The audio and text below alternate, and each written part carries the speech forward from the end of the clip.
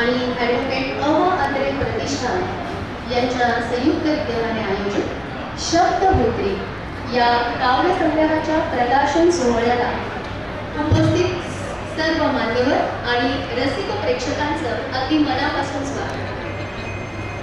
व्यवसायाला वकील असलेली ही पितापुत्रांची जोडी साहित्यिक आहे हे आपण सर्व जळगावकर जाणतोच। आज त्यांच्या कविता संग्रहाचं प्रकाशन इथे होणार आहे आणि त्यासाठी मंचावर मी आमंत्रित करते माननीय प्रतिमाताई अत्रे यांना, तसंच ॲडव्होकेट अत्रे प्रतिष्ठानचे कोषाध्यक्ष माननीय श्री अनिलदादा कांकरिया, शिक्षण प्रसारक मंडळाचे अध्यक्ष माननीय डॉक्टर प्रदीपजी जोशी, मंचाच्या डाव्या बाजूने मान्यवरांनी यावं अशी त्यांना विनंती करते। शिक्षण प्रसारक मंडळाचे मानद विश्वस्त माननीय अशोकभाऊ जैन, माननीय श्री भालचंद्रजी पाटील वेगा केमिकल्सचे प्रमुख आणि विश्वस्त शिक्षण प्रसारक मंडळ, माननीय ॲडव्होकेट सुशीलदादा अत्रे, ॲडव्होकेट शुभंकर अत्रे, माननीय सौ प्रियाताई देशपांडे, माननीय सौ सोनिका मुजुमदार।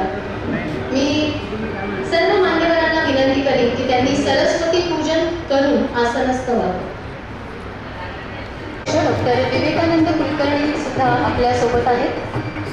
मी त्यांना विनंती करते की त्यांनी मंचावर यावं।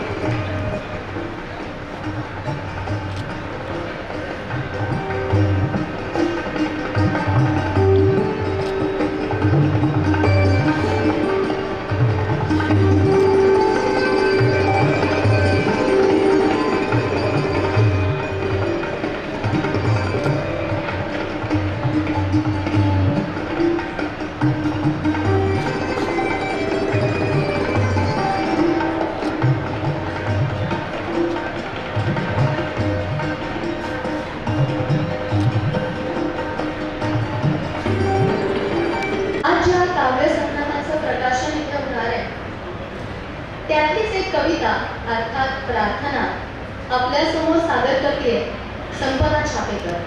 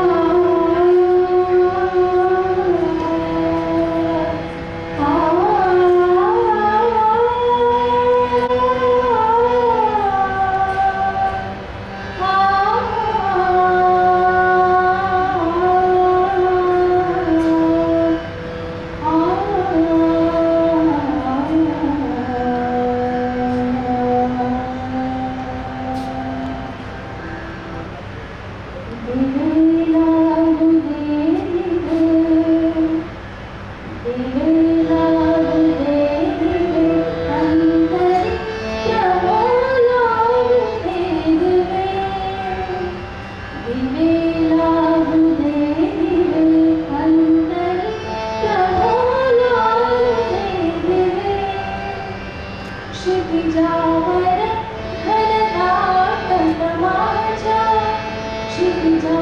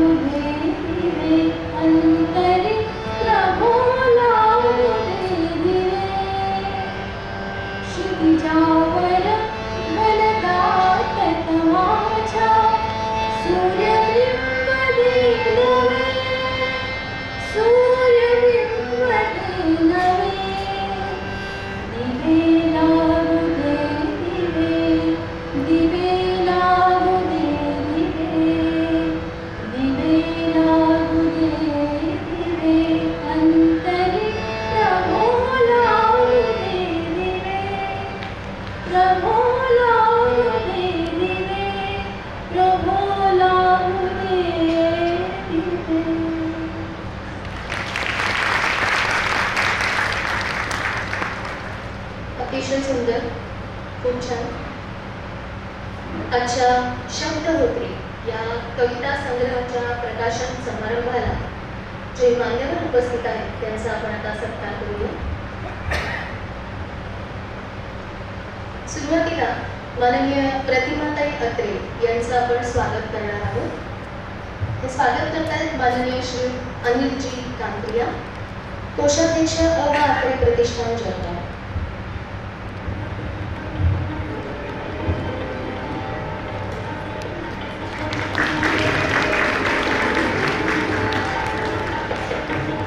धन्यवाद. यानंतर ॲडव्होकेट अ वा अत्रे प्रतिष्ठानचे कोषाध्यक्ष माननीय श्री अनिलजी कांक्रिया यांचं स्वागत शिक्षण प्रसारक मंडळाचे सचिव माननीय श्री अभिजितदादा देशपांडे यांनी करावं अशी मी त्यांना विनंती करते.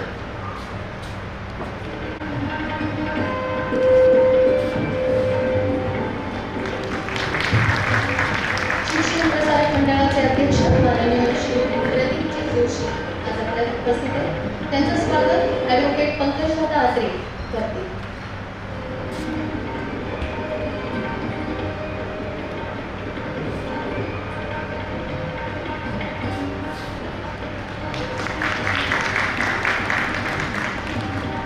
शिक्षण प्रसारक मंडळाचे निमंत्रित विश्वस्त आणि जैन उद्योग समूहाचे अध्यक्ष माननीय अशोक भाऊ जैन यांचं स्वागत ॲडव्होकेट के बी वर्मा सर करतील.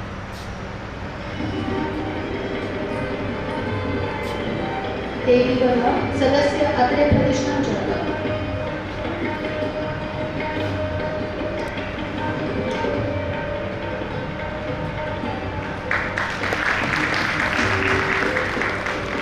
यानंतर माननीय श्री भालचंद्रजी पाटील, वेगा केमिकल्सचे प्रमुख तसंच निमंत्रित विश्वस्त शिक्षण प्रसारक मंडळ यांचं स्वागत ॲडव्होकेट पद्मनाभ देशपांडे, सदस्य अत्रे प्रतिष्ठान करतील.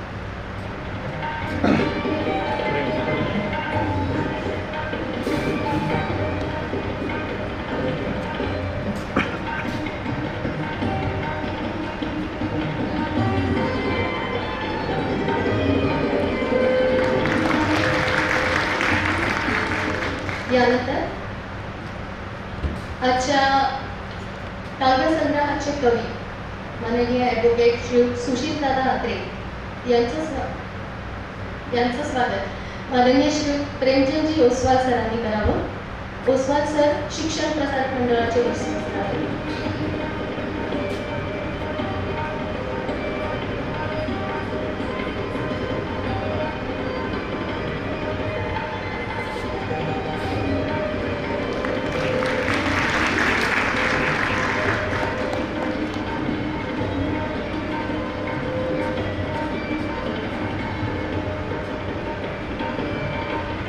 शिक्षण प्रसारक मंडळाचे उपाध्यक्ष माननीय डॉक्टर विवेकानंद कुलकर्णी आपल्या उपस्थित आहेत. त्यांचा स्वागत निशांतने करावं. ॲडव्होकेट निशांत अत्रे.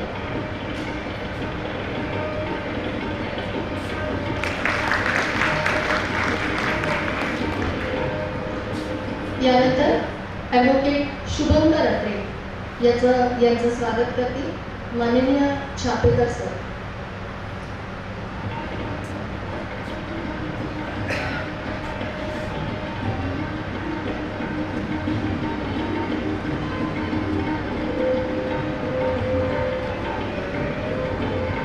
शुभंकरने नुकतीच LLM ही पदवी घेतली आहे. मास्टर्स लंडनमध्ये केलेली आहे. धन्यवाद सर.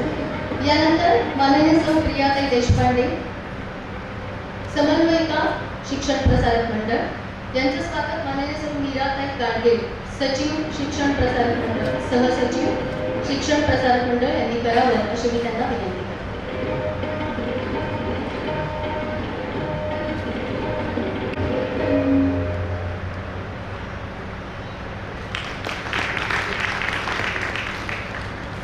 प्रियाताई आणि सोनिका मुजुमदार आज या कविता आपल्या पुढे सादर करणार आहेत.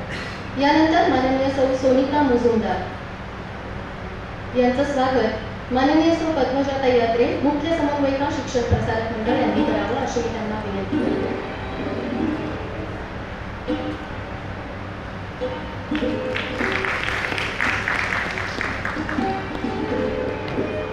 मान्यवरांचे धन्यवाद.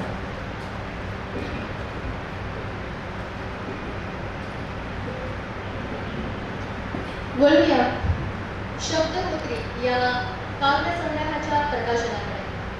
मी उपस्थित सर्व मान्यवरांना विनंती करेन की त्यांनी या काव्यसंग्रहाचं प्रकाशन करावं.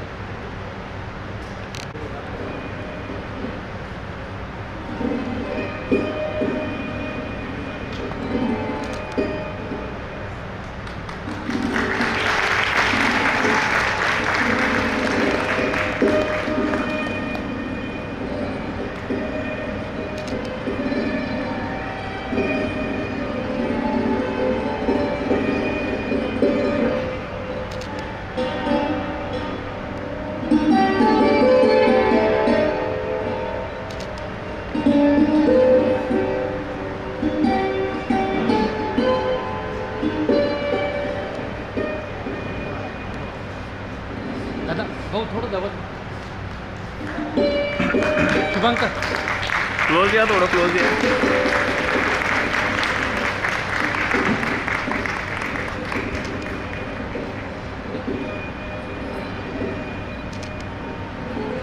सर्वसाधारणपणे इतर कार्यक्रमात पुस्तक प्रकाशनाच्या वेळी लेखक प्रास्ताविकातून त्या लेखनामागची आपली भूमिका सांगत असतात.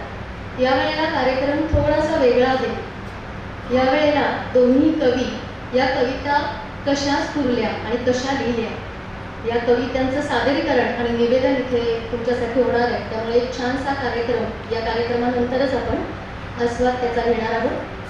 मी आजच्या प्रमुख पाहुण्या माननीय प्रतिमाताई यांना विनंती करते की त्यांनी आपलं मनोगत मांडावं.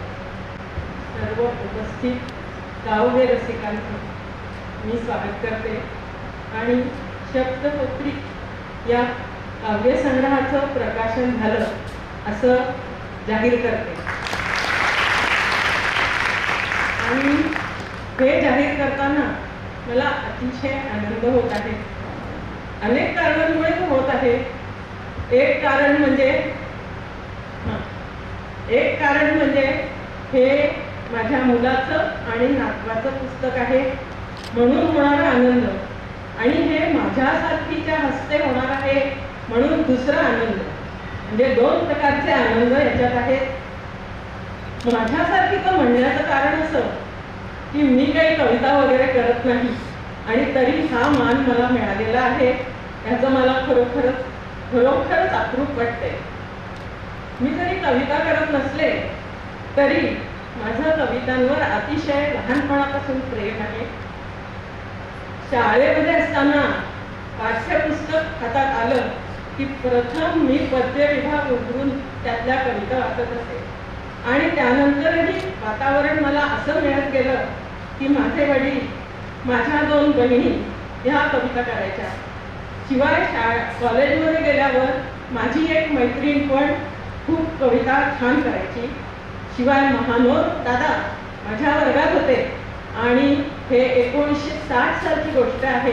ते नुकतेच कविता करायला लागले होते, तेव्हा त्यांच्या पहिल्या कविता मी पाहिलेल्या आहेत, वाचलेल्या आहेत. एका ठिकाणी त्यांनी असा उल्लेख माझा केलेला आहे की माझ्या पहिल्या कवितेच्या या प्रतिमाताई साक्षीदार आहेत म्हणून. आणि असं इतकं पोषक वातावरण असून सुद्धा मी मात्र कवितेच्या वाटेला कधीच गेले नाही. याचं कारण असं की ती वाट माझ्या दृष्टीने म्हणावी तितकी सोपी नाही. अवघड आहे असं नाही, पण म्हणावी तितकी सोपी नाही. सोपी थोडीशी आहे ती अशासाठी की कवीला कशाचं विषयाचं बंधन नसतं. कुठल्याही विषयावर कवी कविता करू शकतो. म्हणजे तो कवी आनंदी आनंद गडे पण म्हणू शकतो, किंवा उदासीन मनोवृत्तीतून कोठून येते उदासीनता या हृदयाला मला कळेना, अशा प्रकारचं पण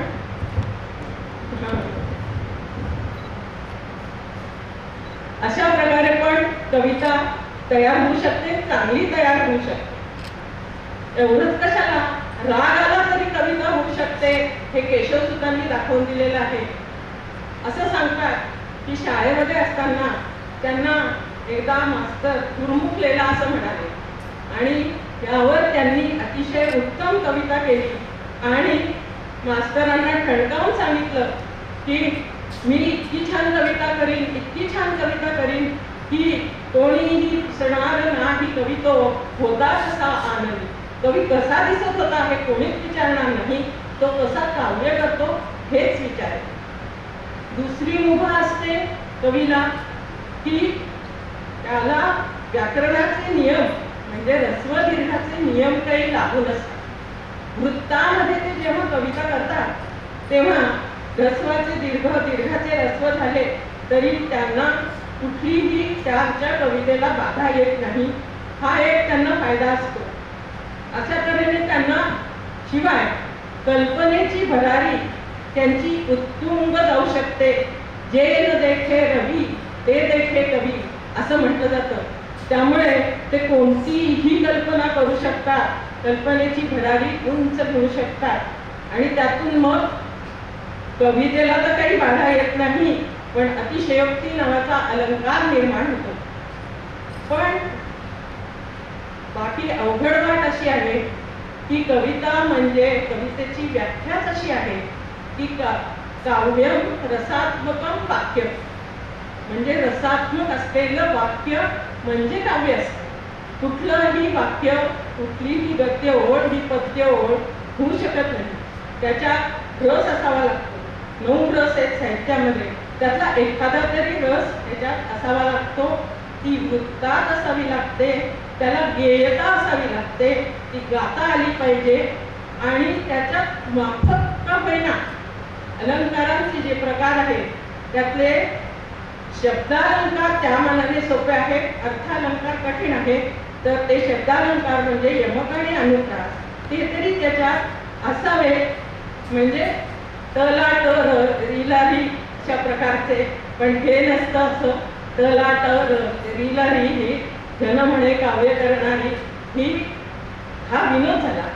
पण खरोखरच त्यांना यमक साधावा लागतो किंवा अनुप्रास साधावा लागतो, आणि तरच ती आणि सगळी चांगल्या कवितेची लक्षणं आहेत. मला सांगायला आनंद वाटतो की माझा मुलगा आणि नातू या दोघांच्याही कवितांमध्ये हे सर्व निकष मला बघायला मिळालेले आहेत. अतिशय चांगल्या विषयांवरच्या कविता आहेत, त्या वृत्तामध्ये आहेत, त्या गाता येतात, त्याच्यात यमक अनुप्रास सापडतो, असं सगळं आहे.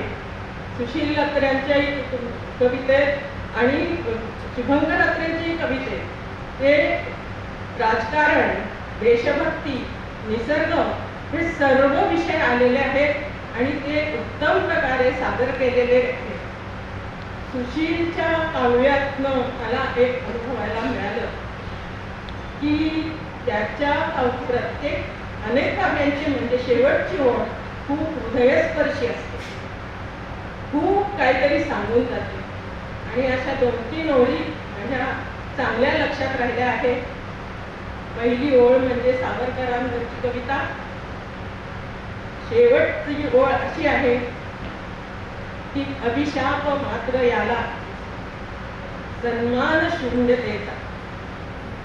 सावरकरांबद्दल ही ओळ खूप काही सांगून जाते.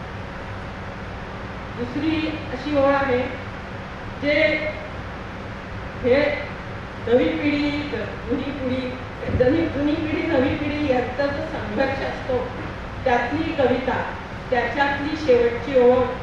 आणि अशा वेळी जुन्या पिढीतला मुलगा शोधू पाहतोय हा आमचा कवी, तर शेवटच्या ओळीत त्याने असं म्हटलंय की असा मुलगा मला शोधायचा आहे जो वडील आजारी पडले की वकिलाला न बोलवता डॉक्टरला बोलवेल. यात पुढच्या पिढीचं भीषण भवितव्य आपल्याला दिसतंय. आणखी तिसरी म्हणजे हळव्या नात्याची एक ओळ आहे. तो आणि ती नावाची कविता आहे. त्याच्यामध्ये 40 वर्ष झालेली आहेत लग्नाला आणि खूप असं आयुष्य उपभोगलेलं आहे. आणि तो नवरा विचारतोय की काय तुझी आतापर्यंत तू माझ्याजवळ काहीच मागितलं नाहीस, पण आता तू माग, मी तुला काहीही द्यायला तयार. तर तिने काय मागितलं असावं? आयुष्याची ही कातर वेळ आहे आणि तिने काय मागितलं तर शपथ घालते तुला जाऊ नको माझ्या आधी. खूप म्हणजे खूप मन कातर होईल अशी ही ओळ आहे. याशिवाय आजोबा नातूचं गडिवाळ नातं एका कवितेमध्ये आहे. खट्याळ नातू आणि प्रेमळ आजोबा यांचं वर्णन अतिशय सुंदर झालेलं आहे. म्हणजे नातवाला दुधावरची साठ का म्हणतात हे याच्यावरून आपण अगदी अनुभवतो. खूप छान कविता आहे ही. निसर्गावर पण दोघांनीही केलेले आहे, पण सुशीलने जी निसर्गावर कविता केलेली आहे ती एकदम वेगळी आहे. त्या कवितेत निसर्गाला संपूर्णपणे अडवून ती कविता करण्याचा त्याने प्रयत्न केला आहे. दारं खिडक्या बंद करून, AC चालू करून, बाहेरचं निसर्ग बिलकुल घरात येऊ नये याची काळजी घेऊन ती कविता केलेली आहे. त्या कवितेचं नाव आहे छोटीशी कविता. ती म्हणजे खूप मला आवडली म्हणून मुद्दाम मी त्याचा उल्लेख केला निसर्ग कविता. आणि आक्रोश नावाची जी कविता आहे ती टेनिसनच्या काव्यावरून घेतली आहे. ही कविता आम्ही शाळेमध्ये शिकलेलो आहोत. Home day brought her warrior day. पण ती इतकी तंतोतंत जमली आहे. ढाळ अश्रू वा मरण तिला ठरलेले. ही ओळ वाचली की बरोबर आठवण येते she must be or she will die. इतकं ते व्यवस्थित झालेलं आहे त्या कवितेमध्ये. त्याने तसा उल्लेख केला आहे की या कवितेवरून, पण ती इतकी चपखल बसलेली कविता की आपल्याला जाणवत सुद्धा नाही ती एखाद्या इंग्रजी कवितेवरून घेतलेली आहे. अशा तऱ्हेने सर्व कविता वाचनीय आणि श्रवणीय आहे. आणि आता शुभंकरच्या बाबतीत, शुभंकर एवढा छोटा म्हणजे माझ्या दृष्टीने खूपच छोटा म्हणायचा, तर त्याच्याही कविता अतिशय उत्तम आहेत. त्याच्या बाबतीत मी सांगेन की मला पहिल्यांदा हे जाणवलं की संस्कृत शब्द त्याच्या ह्याच्यात खूप आहे काव्यामध्ये. अर्थात मी संस्कृत प्रेमी असल्यामुळे मला हा आनंद होणं साहजिकच आहे. आईची भाषा आणि आजीची भाषा पण त्याने जपली आहे, याचा मला खूप आनंद झाला. आणि हा आनंद मी आजी म्हणून नाही झालेला, कारण मी त्याची संस्कृतची गुरु आहे, त्याला मी संस्कृत शिकवलेलं आहे. तर हे मला त्याच्या ह्याच्यात अतिशय जाणवतं. त्याच्याही कविता देशभक्ती, लोकमान्य टिळक, सावरकर वगैरे वगैरे, सगळ्यात म्हणजे विवेकानंद त्याच्या ह्याच्यात ठाई ठाई दिसून येतात. आणि त्यांच्यावर त्याने अतिशय उत्तम कविता केल्या. सावरकरांना तर त्याने एक उपमा अतिशय उत्तम दिली आहे. भारतीय नागरिकांच्या अपंगत्वाचा पाठ, ही उपमा अक्षरशः म्हणजे हृदयस्पर्शी वाटली मला.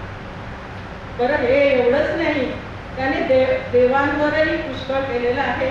गणपती आहे, शंकर आहे, देवी आहे, विठुराया आहे, सगळे देव त्याच्या. गणपतीला तर त्याने इतकं विनवलं आहे. 10 दिवसाचं गणपती जेव्हा अनंत चतुर्दशीला जातो तेव्हा काय होतं त्याचं इतकं सुंदर वर्णन केलेलं आहे. आणि शेवटी अगदी भाबडेपणाने विचारलं आहे की देवा माझं काय चुकलं की तू निघून चाललास. आणि त्याला विनवलं आहे, माघारी ये रे माघारी ये. अशा तऱ्हेने त्याने खूप म्हणजे इफेक्टिव्ह म्हणतात, परिणामकारक अशी कविता निर्माण झालेली आहे. सर्वच कविता. आणि त्याच्या बाबतीत अजून एक मला खूप महत्त्वाची गोष्ट सांगायची आहे. सध्याचा जमाना मराठीचा, मराठी व्याकरणाचा नाही हे मला माहिती आहे. वृत्त, अलंकार कोणाला माहिती नसतात, पण त्याच्या अनेक कवितांमध्ये वृत्ताचं नाव, त्याप्रमाणे त्याची रचना आणि त्याप्रमाणे त्याची चाल इतकं व्यवस्थित लिहिलेलं आहे. कोणाला माहीत सुद्धा नसेल. इंद्रवज्रा, उपेंद्र वज्रा, पंचचामर, जंगप्रया अशा तऱ्हेच्या वृत्ताच्या रचना त्याने इतक्या सुंदर केलेल्या आहेत की मला त्याचं कौतुक किती करू किती नाही असं वाटतं. भुजंगप्रयाचं त्याने तर खूपच म्हणजे खूपच वापर केलेला आहे. भुजंगप्रया सगळ्यात छान वृत्त, सोपं, सुटसुटीत, वाचायला चांगलं. आणि आम्हाला लहानपणी का आवडायचं, तर परीक्षेत आलं ना की मनाचा श्लोक लिहून टाकला की पैकीच्या पैकी मार्क मिळायचे. त्यामुळे हे भुजंगप्रयाचं त्याने बराच वापर केलेला आहे. त्याला त्याची जाणीव आहे, हे महत्त्वाचं आहे. त्याने खूप व्यवस्थित त्याच्या लक्षणं जाणून घेऊन ते वृत्त वापरलेलं आहे. भुजंगप्रयात सोपं वृत्त, म्हणायला चांगलं, त्याला वाचता वाचता चाल लागते, हे अगदी छान प्रकरण आहे. आणि त्याबाबत मला फक्त मी शेवटी आता एक विनोद सांगते. भुजंगप्रयात एक कवी होता, तो सगळ्यांना गमती म्हणजे विनोद सांगत होता. तर त्याने एक विनोद सांगितला.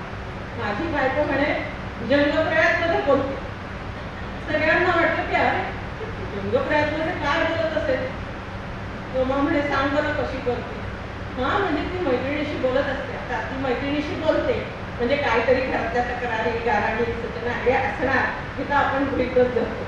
मग तिने काय सांगावं भुजंगप्रयात मध्ये मैत्रिणीला, तुझे काय बाई तुझे ठीक आहे, तुला सासऱ्याचा कुठे जायचं आहे. झाले मनाचे श्लोक तयार. अशा तऱ्हेने हा विरोधाचा विषय आहे, पण त्याची वृत्ताची जाण मला खूप आवडून गेली आहे. आणि सर्वच गोष्टी त्याच्या वयाच्या मानाने 3 वर्ष लंडनमध्ये राहून सुद्धा त्याने इतकं सगळं मराठी जपलेलं आहे, याचं मला मनापासून कौतुक वाटते. आणि सर्वच कविता वाचनीय आणि श्रवणीय आहे. हे शब्दमत्री अग्निमत्राप्रमाणेच धगधगीत राहो ही सदिच्छा. आणि हा माझा दोघांनाही खूप खूप आशीर्वाद. धन्यवाद. धन्यवाद प्रतिभा.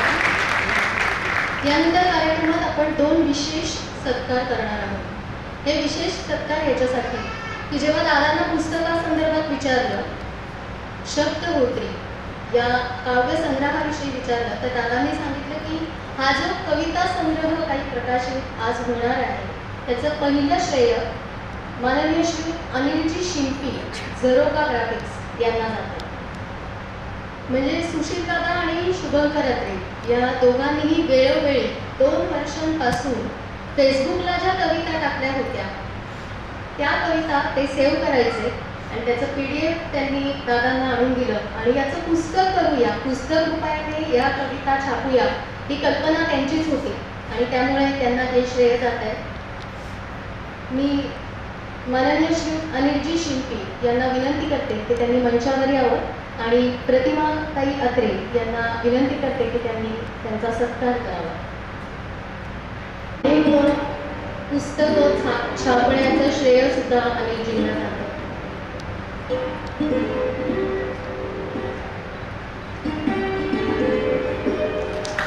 शब्दकोश या नावाचं डिझायनिंग त्यांचं आहे. तसंच या पुस्तकाचं मुखपृष्ठही त्यांनी स्वतः बनवलं.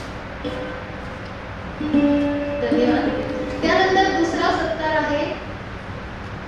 सुरुवातीला आपण जी प्रार्थना ऐकली, दादांची अतिशय सुंदर रचना जिने गाण्याच्या स्वरूपात आपल्या समोर आणली, ती संपदा छापेकर हिचा.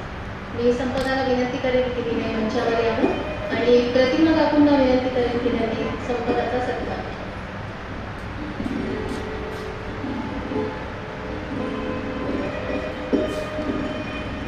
संपदा शिक्षण प्रसारक मंडळाच्या लाना शाळेत शिक्षिका म्हणून कार्यरत आहे. संगीताचे आधीच कार्यक्रम ती करते. धन्यवाद. कार्यक्रमाच्या शेवटाकडे वळूया. एकच फक्त आहे की मी विनंती करतो की आपण पण यावं तुमच्यावर आणि ॲडव्होकेट सुशीलाकरांना मी विनंती करतो त्यांनी सत्कार त्यांचा करावा.